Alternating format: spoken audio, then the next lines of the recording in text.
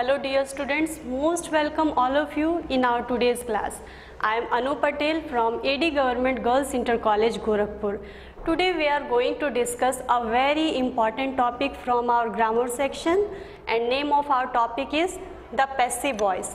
And my dear students, we will learn it in two parts. In our first part, we will discuss and learn how to change sentences of different tenses into passive voice, and in our second part we will learn how to change interrogative as well as imperative sentences in passive voice.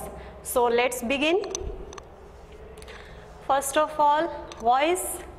Let's try to understand its meaning. Voice क्या होती है? Voice is the quality of a verb which indicates whether the subject acts or is being acted upon. Voice जो होती है ये verb की quality होती है जो कि ये इंडिकेट करती है, ये बताती है कि सब्जेक्ट काम कर रहा है या कोई काम सब्जेक्ट के द्वारा हो रहा है। अब आप लोग यहाँ सोच रहे होंगे कि इन दोनों में डिफरेंस क्या है, सब्जेक्ट काम कर रहा है या कोई काम सब्जेक्ट के द्वारा हो रहा है। इसमें डिफरेंस सिर्फ बोलने के तरीके में है। यही होता है एक्टिव वॉइस और पैसिव वॉइस। जब हम किसी बात को कर्ता को महत्व देते हुए बोलते हैं तो वही हमारा क्या होता है, एक्टिव वॉइस होता है। और जब हम कर्ता को, सब्जेक्ट को पैसिव बनाकर फोकस हम ऑब्जेक्ट को देकर बोलते हैं, जब मेन हम इम्पॉर्टेंस ऑब्जेक्ट को देकर कोई भी बात, कोई भी सेंटेंस बोलते या लिखते हैं, तो वो हमारा पैसिव वॉइस होता है। अब एक बात और आपके दिमाग में आ रही होगी कि इसका यूज़ क्या है। बच्चों, कई बार ऐसा होता है, आप जनरली जब भी सेंटेंसेस लिखते हो तो हम लोग एक्टिव वॉइस में ही लिखते हैं या बोलते हैं, लेकिन कई बार ऐसा होता है जब हमें ऑब्जेक्ट को इम्पोर्टेंस देके, ऑब्जेक्ट को आगे रख के अपनी बात को स्पष्ट करना रहता है, अपने भाव को प्रकट करना रहता है। इन दैट केस हम सेंटेंसेस को पैसिव वॉइस में लिखते हैं या बनाते हैं। देखिए, जैसा मैंने बताया, वॉइस दो तरह की होती है, active voice, passive voice. Active voice में जो सब्जेक्ट होता है वो एक्टिव वॉइस हमें बताता है व्हाट सब्जेक्ट डज, सब्जेक्ट क्या करता है, मीन्स सब्जेक्ट के द्वारा किए गए काम को बताता है, सब्जेक्ट के बारे में बताता है। पैसिव वॉइस जो होता है उसमें the focus is on the object. Main focus, main importance हम किसको देते हैं, ऑब्जेक्ट को देते हैं, और ऑब्जेक्ट को इम्पोर्टेंस देते हुए अपनी बात हम लोग कहते हैं। इसी चीज को हम एक एग्जाम्पल से भी समझते हैं बच्चों। जैसे एक्टिव वॉइस में हमने यहाँ एक सेंटेंस लिखा है, नीलम एट 6 मैंगोज। नीलम ने 6 मैंगो खाए। यहाँ हम अभी नीलम का नाम लेते हुए हमने ये बात कही, नीलम ने 6 मैंगो खाए। आप ध्यान से सुनिएगा ये सेंटेंस, आपको तभी डिफरेंस क्लियर होगा। अब इसी बात को मैं पैसिव में कैसे कहूँगी, 6 मैंगोज वर इटन बाय नीलम। अब आप खुद रियलाइज करिए कि आपने इसमें क्या फील किया और यही बात बोलते हुए इस सेंटेंस में क्या फील किया। यहाँ हमने 6 मैंगोज को ज़्यादा इम्पोर्टेंस देके अपनी बात कही है। यही होता है पैसिव वॉइस, जिसमें हम ऑब्जेक्ट को इम्पोर्टेंस देके बात कहते हैं। यहाँ देखिए, ये हमारा सब्जेक्ट था, ये मेन वर्ब था, और ये हमारा क्या था, ऑब्जेक्ट था। जब हम पैसिव वॉइस बनाया हमने इसी सेंटेंस का, तो हमने ये ऑब्जेक्ट आगे रखा, इसको इम्पोर्टेंस देके यही बात कही। बात के कहने सेंस में भी कोई डिफरेंस नहीं आता है और टेंस में भी कोई डिफरेंस नहीं आता है, काल भी नहीं बदलता है और भाव भी नहीं बदलता है। दोनों चीज़ें आपको याद रखनी है। बात हमारी सेम, इसमें भी हमने यही बात कही कि नीलम ने 6 आम खाए। यहाँ भी हमने यही बात कही कि 6 आम नीलम के द्वारा खाए गए। हमारा टेंस नहीं बदला। देखिए, यहाँ 8 था, मीन्स वर्ब की सेकेंड फॉर्म थी, सिंपल पास्ट टेंस था। यहाँ भी वर लगा है जो कि क्या है, पास्ट टेंस का ही हेल्पिंग वर्ब है। फिर इटन बाय नीलम, कर्ता यहाँ भी नीलम है और कर्ता यहाँ भी नीलम ही है। दोनों में क्रिया एक ही पर्सन के द्वारा हुई है, मीन्स ना ही कर्ता बदलता है, ना ही टेंस बदलता है और ना ही सेंस बदलता है। बस एक्टिव वॉइस में हम लोग सब्जेक्ट को इंपॉर्टेंस देते हुए अपनी बात को कहते हैं, जबकि पैसिव वॉइस में हम ऑब्जेक्ट को इंपॉर्टेंस देते हुए उसी बात को कहते हैं। अब in active voice there are 12 tenses. आप जानते हो टोटल टेंसेस कितने होते हैं हमारे? 12 होते हैं, प्रेजेंट, पास्ट, फ्यूचर, फिर तीनों के 4-4 आगे भाग होते हैं। आप पढ़ चुके हो टेंसेस के चैप्टर में। But in passive voice they are only 8, लेकिन उनमें से केवल 8 टेंसेस का ही पैसिव वॉइस बनता है। आगे हम डिस्कस करेंगे, आपको क्लियर होगा। आगे बढ़ते हैं बच्चों। आपने ये जान लिया कि active voice, passive voice, basic knowledge आपको हो गई, क्यों बनाते हैं हम लोग और क्या होता है, आपने मीनिंग समझ लिया। अब हम कैसे चेंज करते हैं, कैसे एक्टिव वॉइस से कोई सेंटेंस एक्टिव वॉइस में हो तो उसको पैसिव वॉइस में कैसे कन्वर्ट करते हैं, ये हम सीख लेते हैं। यहाँ बच्चों नीचे कुछ एग्जाम्पल्स दिए गए हैं और यहाँ चेंज करने के स्टेप्स दिए गए हैं। हम इन दोनों को साथ लेकर चलेंगे ताकि हमें ज़्यादा क्लियरली समझ आए। जैसे है हमारा पहला स्टेप क्या होता है? Bring the object first. सबसे पहले जो भी ऑब्जेक्ट होता है उसको स्टार्टिंग में सब्जेक्ट के प्लेस पर लाना होता है। जैसे पहले हम इसको डिनोट कर लेते हैं। ये हमारा क्या है? सब्जेक्ट है। ये वर्ब की फॉर्म है। यहाँ वर्ब की फॉर्म क्या है? फर्स्ट फॉर्म है, मीन्स प्रेजेंट टेंस का ये सेंटेंस है। ये आपको आइडेंटिफाई करना आना चाहिए। जब भी आप पैसिव वॉइस बनाते हो तो आपको सबसे पहले ये आइडेंटिफाई करना होगा कि वो सेंटेंस कौन से टेंस का है, प्रेजेंट का है, पास्ट का है कि फ्यूचर का है। फिर ये क्या होता है? हमारा ऑब्जेक्ट होता है। अब देखिए हम रूल पे आते हैं। हमारा रूल क्या कहता है? Bring the object first. सबसे पहले ऑब्जेक्ट को ले आइए। हिम हमारा है, हमने जब ये कन्वर्जन होता है, जब ऑब्जेक्ट सब्जेक्ट की प्लेस पर आता है, ऑब्जेक्ट सब्जेक्ट नहीं बनता है, ये भी बात आप लोग याद रखिएगा। सिर्फ वो प्लेस इंटरचेंज होती है। जब ऑब्जेक्ट सब्जेक्ट की प्लेस पर आता है तो हिम का ही बन जाता है। और ये कन्वर्जन कैसे होता है आगे भी हम लोग इसको डिस्कस करेंगे। तो ये जब ऑब्जेक्ट यहाँ आया तो ये क्या बन गया? ही बन गया। फिर क्या करना है? Choose correct form of be. Be helping verb होती है, उसका जो भी करेक्ट फॉर्म होगा वर्ब के अकॉर्डिंग, टेंस के अकॉर्डिंग, उसको यहाँ पुट करना है। जैसे यहाँ हेल्प्स है, मीन्स प्रेजेंट टेंस है। प्रेजेंट टेंस की हेल्पिंग वर्ब क्या होती है? बी की फर्स्ट फॉर्म क्या होती है हेल्पिंग वर्ब में? Is, am, are. अब उस इज, एम, आर को हम इस सब्जेक्ट के अकॉर्डिंग जो भी हमको अप्रोप्रिएट लगेगा उसे हम यहाँ पुट करेंगे। जैसे ही क्या है हमारा? सिंगुलर है। सिंगुलर के साथ क्या यूज होता है? इज यूज होता है। यदि यहाँ आई रहता तो एम यूज होता, या यदि यहाँ प्लूरल कोई सब्जेक्ट रहता जैसे दे तो आर यूज होता। ये क्लियर है आपको? तो हम क्योंकि यहाँ सिंगुलर है तो हमने क्या हेल्पिंग वर्ब यूज की? इज यूज किया। फिर है change main verb into third form of verb. जो भी मेन वर्ब दी हुई है उसकी थर्ड फॉर्म हमें पुट कर देनी रहती है। और बच्चों वो कोई भी टेंस हो, चाहे प्रेजेंट का हो, पास्ट का हो, फ्यूचर का हो, चाहे नेगेटिव हो, इंट्रोगेटिव हो, कोई भी सेंटेंस जिसको आप एक्टिव वॉइस से पैसिव वॉइस में कन्वर्ट कर रहे हो तो you are to change it in third form always. आपको हमेशा इसे थर्ड फॉर्म में बदलना है। तो यहाँ हमारा हेल्प का थर्ड फॉर्म हेल्प्ड हो जाएगा। फिर क्या रूल कहता है? Add by plus subject. फिर हमको बाय, फिर हमारा सब्जेक्ट क्या है? शी है।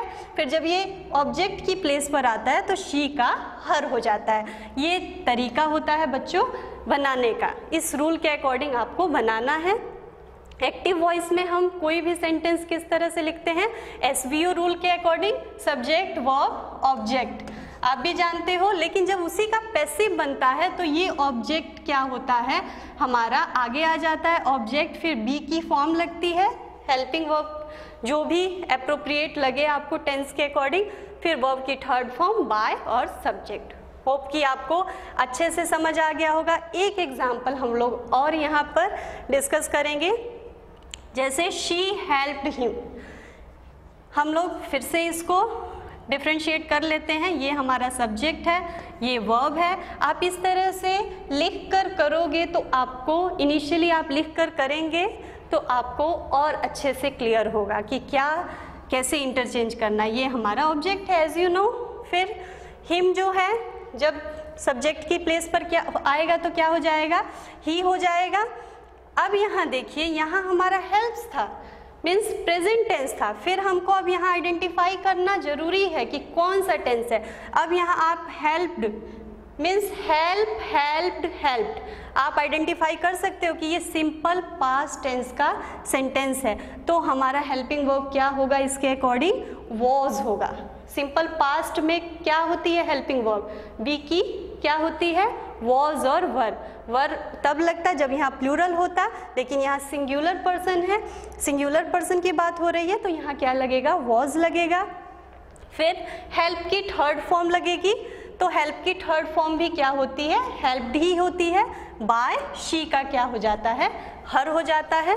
तो इस तरह से बच्चों आपको चेंज करना है and I am very sure कि आपको समझ आ गया होगा। आगे हम सीख लेते हैं कि how subject and object change, कैसे सब्जेक्ट और ऑब्जेक्ट, अभी हमने पीछे डिस्कस किया कि ये सब्जेक्ट की प्लेस पे आ रहा है तो ये ही से हिज, हिम हो जाएगा, इस तरह से हम लोग बात कर रहे थे। तो कैसे ये चेंज होता है, ये एक टेबल के थ्रू मैंने यहाँ आपके सामने प्रेजेंट किया है और इस टेबल को आपको अच्छे से लर्न करना है। पहले हम लोग देख लेते हैं कि कैसे चेंज होता है। आई बच्चों हमेशा मी में चेंज होता है, मी रहेगा तो वो आई में चेंज होगा। वी अस में, अस वी में, दोनों एक दूसरे में चेंज होते हैं। यू यू में ही चेंज होता है। दे देम में और देम दे में, ही हिम में, हिम ही में, शी हर में और हर शी में चेंज होता है। इस तरह से ये दोनों एक इंटरचेंज होते हैं। जो भी प्रोनाउन सब्जेक्ट की प्लेस पे रहेगा, यदि वो ऑब्जेक्ट की प्लेस पे जाता है तो इस तरह से ये इंटरचेंज होते हैं। यदि शी रहेगा तो जब वो ऑब्जेक्ट के प्लेस पे जाएगा तो हर हो जाएगा, या हर रहेगा ऑब्जेक्ट की प्लेस पे और सब्जेक्ट की प्लेस पे आएगा तो वो शी हो जाएगा। लेकिन यदि कोई प्रॉपर नाउन रहता है तो वो कभी भी चेंज नहीं होता है।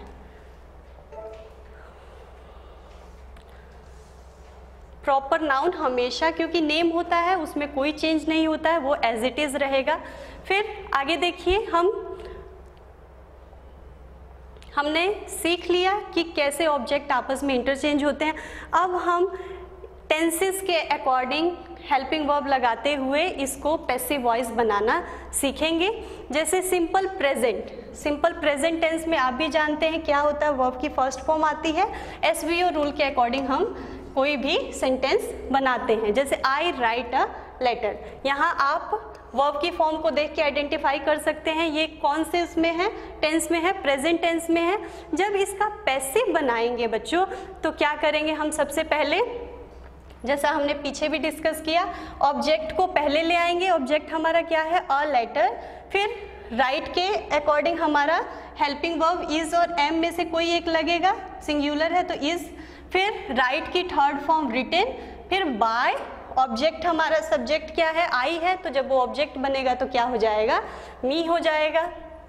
फिर इसी तरह से प्रेजेंट कॉन्टिन्यूअस सेंटेंसेस कैसे बनते हैं, आई, आप भी जानते हैं I am writing a letter. इसको देख के आप आइडेंटिफाई कर सकते हैं कि ये सेंटेंस कौन से टेंस में लिखा गया है, प्रेजेंट कॉन्टिन्यूअस में।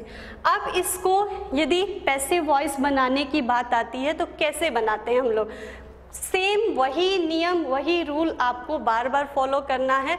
आपको आइडेंटिफाई कर लेना है कि ये आपका सब्जेक्ट है, ये क्या है, हेल्पिंग वर्ब है, ये वर्ब की फॉर्म है और ये आपका ऑब्जेक्ट है। तो ऑब्जेक्ट हमारा आगे आ जाता है। फिर जो भी, क्योंकि ये कॉन्टिन्यूअस है तो इसमें हेल्पिंग वर्ब ऑलरेडी गिवन होती है, तो इस ऑब्जेक्ट के अकॉर्डिंग इस हेल्पिंग वर्ब का जो ऑलरेडी गिवन है सेंटेंस में, उसका फॉर्म बदल जाता है, उसका रूप बदल जाता है। जैसे यहाँ आई था तो एम था, यहाँ अ लेटर हो गया, अब आपका ऑब्जेक्ट आगे आ गया, तो इसके अकॉर्डिंग अब आपका हेल्पिंग वर्ब क्या हो जाएगा, इज हो जाएगा। फिर क्योंकि आपको मैंने पहले भी बता दिया कि वॉइस में, पैसिव वॉइस में टेंस नहीं बदलता है, तो क्योंकि ये कॉन्टिन्यूटी को हमें यहाँ भी पैसिव बनाते समय शो करना है, तो इस कॉन्टिन्यूटी को ही शो करने के लिए हम बी प्लस ING लगाते हैं। आपने ये रूल पहले भी सुना होगा कि जब भी हम कॉन्टिन्यूअस, प्रेजेंट कॉन्टिन्यूअस या पास्ट कॉन्टिन्यूअस टेंसेस के सेंटेंसेस को जब हम पैसिव बनाते हैं तो वहाँ बीइंग लगता है। क्यों लगता है? क्योंकि कंटिन्यूटी को शो करने के लिए बीइंग लगाते हैं। फिर अगेन वर्ब की third form written by I का क्या हो जाएगा? मी हो जाएगा। प्रेजेंट परफेक्ट की बात करते हैं। प्रेजेंट परफेक्ट सेंटेंस कैसे बनते हैं? I have written a letter, has have के थ्रू हम लोग बनाते हैं, प्लस वर्ब की थर्ड फॉर्म आती है। आप भी जानते हो, आप टेंसेस पढ़ चुके हो तो आप फैमिलियर हो।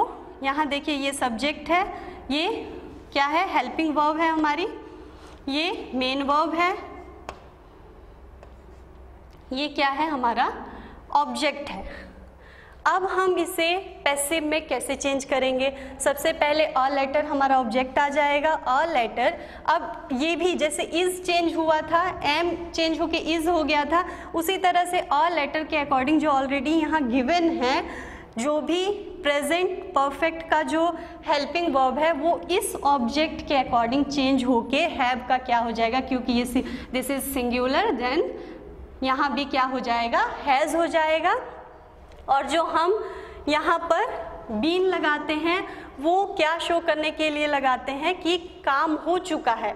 बी की थर्ड फॉर्म हेल्पिंग वर्ब, क्योंकि हमें हेल्पिंग वर्ब लगानी होती है इसीलिए बी की थर्ड फॉर्म क्या होती है? बीन होती है, तो इसलिए यहाँ बीन पुट करते हैं। फिर अगेन सेम वही मेन वर्ब की third form written by subject, फिर चेंज होके यहाँ जब ऑब्जेक्ट की प्लेस पे जाएगा तो आई का क्या हो जाएगा? मी हो जाएगा। फिर बच्चों प्रेजेंट परफेक्ट कॉन्टिन्यूअस, देखिए यहाँ सेंटेंस है I have been writing a letter since morning. इनका पैसिव में यूज़ नहीं होता है। कॉमनली जब भी हम बातचीत करते हैं या लिखते हैं तो इन सेंटेंसेस को हम पैसिव वॉइस में नहीं यूज़ करते हैं। आगे बढ़ा जाए और यहाँ हम लोग सिंपल पास्ट में आप जानते हैं वर्ब की सेकंड फॉर्म आती है, आप आइडेंटिफाई कर सकते हो। यहाँ ये हमारा सब्जेक्ट है, ये हमारा ऑब्जेक्ट है, सेम वैसे ही करना है। बस आपको आइडेंटिफाई क्या करना है? टेंस कौन सा है। यहाँ आप आइडेंटिफाई कर लिए कि ये सिंपल पास्ट टेंस है, तो पास्ट टेंस की हेल्पिंग वर्ब क्या होती है? वॉज और वर। तो अगेन सेम रूल फॉलो होगा, ऑब्जेक्ट आगे आ जाएगा, फिर पास्ट की हेल्पिंग वर्ब इसके अकॉर्डिंग, इस सब्जेक्ट के अकॉर्डिंग, सिंगुलर है तो वॉज, फिर वही राइट की third form write wrote, written होती है बाय, ये क्या हो जाएगा? सब्जेक्ट ऑब्जेक्ट की प्लेस पे जाएगा तो आई का मी हो जाएगा। फिर पास्ट कॉन्टिन्यूअस, जैसे आपने प्रेजेंट कॉन्टिन्यूअस बनाया सेम वैसे पास्ट कॉन्टिन्यूअस भी। जैसे पहले यहाँ देख लीजिए कैसे लिखते कैसे हैं हम लोग past continuous sentences. I was writing a letter, again object यहाँ आइडेंटिफाई कर लेंगे आप लोग, ये क्या है? Subject, helping verb, then this is main verb and then this is object. Object पहले आ जाएगा, अ लेटर, फिर क्योंकि ये अ लेटर सिंगुलर है ऑलरेडी यहाँ भी सिंगुलर हेल्पिंग वर्ब लगी हुई है, तो वॉज कंटिन्यूटी को शो करने के लिए हम हमेशा कॉन्टिन्यूअस में क्या लगाते हैं? बीइंग, वर्ब की third form written by, I का मी हो जाएगा। पास्ट परफेक्ट में I had written a letter, same a letter, यहाँ ऑब्जेक्ट, ये क्या है हमारा? Subject, helping verb, main verb, then this is object. Object आगे आ गया, फिर जो भी हेल्पिंग वर्ब गिवन है उसको पुट करते हैं हम लोग हैड, फिर क्योंकि पास्ट परफेक्ट टेंस है तो हैड बीन ऐड होता है, बी की थर्ड फॉर्म बीन, फिर रिटन बाय मी। फिर पास्ट परफेक्ट कॉन्टिन्यूअस जो टेंसेस होते हैं, उनके जो सेंटेंसेस होते हैं उनको हम पैसिव वॉइस में नहीं कन्वर्ट करते हैं, उनका यूज़ नहीं होता है पैसिव वॉइस में। Next is future, simple future sentences कैसे बनते हैं? I shall write a letter, will और शेल हेल्पिंग वर्ब को यूज़ करके आप फ्यूचर के सेंटेंसेस बनाते हैं, आप जानते हैं। I shall write a letter, यहाँ बच्चों शेल क्यों लगा है? Can you tell me? Yes, ये आई यहाँ यूज़ हुआ है फर्स्ट पर्सन के साथ आई और वी के साथ हमेशा क्या यूज़ होता है फ्यूचर में, शैल यूज़ होता है। हम पिछली क्लासेस में पढ़ चुके हैं, इसलिए यहाँ शैल यूज़ हुआ है। I shall write a letter, identify करिए, this is subject, helping verb, main verb and this is object. Again object आगे आ जाएगा, अ लेटर। अब देखिए यहाँ अब क्या आ गया, अ लेटर, ये ऑब्जेक्ट सब्जेक्ट की प्लेस पर आया है, तो यहाँ इसके अकॉर्डिंग हेल्पिंग वर्ब लगेगी। यहाँ पहले आई के अकॉर्डिंग शैल लगा था, लेकिन अब इसके अकॉर्डिंग क्या हो जाएगा, विल लगेगा। विल बी की जब कोई हेल्पिंग वर्ब ऑलरेडी रहती है तो हम लोग बी की जो बेस फॉर्म होती है वही यूज़ करते हैं। तो क्योंकि ये फ्यूचर सेंटेंस है, फ्यूचर टेंस का सेंटेंस है, इसलिए हम बी यूज़ करेंगे फर्स्ट फॉर्म, रिटन बाय मी। यही आपका क्या होता है, सिंटेक्स होता है, इसको आप लोग ध्यान में रख के बनाएंगे। फिर फ्यूचर कॉन्टिन्यूअस जो होता है, I shall be writing a letter, इसका भी पैसिव वॉइस में यूज़ नहीं होता है। Then is future perfect. Future perfect, I shall have written a letter, इसमें भी वैसे ही करना है, ऑब्जेक्ट पहले आ जाएगा, जो हेल्पिंग वर्ब दी हुई है, यहाँ शैल है क्योंकि आई है, यहाँ अ लेटर है तो विल हो जाएगा, विल हैव, और क्योंकि ये परफेक्ट का है तो क्या आ जाएगा, बीन आ जाएगा, been again written by me. Future perfect continuous के जो टेंसेस के जो सेंटेंस होते हैं उनका भी यूज़ पैसिव वॉइस में नहीं होता है। तो ये था बच्चों कैसे हम लोग डिफरेंट टेंसेस के सेंटेंसेस को पैसिव वॉइस में कन्वर्ट करते हैं। आई एम वेरी होपफुल कि आप लोगों ने अच्छे से समझा और आप लोग जो बुक में एक्सरसाइजेस दी हैं उनको करके आप लोग इन रूल्स को अच्छे से आप याद कर लेंगे। और यहाँ कुछ प्रैक्टिस के लिए भी दिया गया है, इसको भी आप करें। So thank you.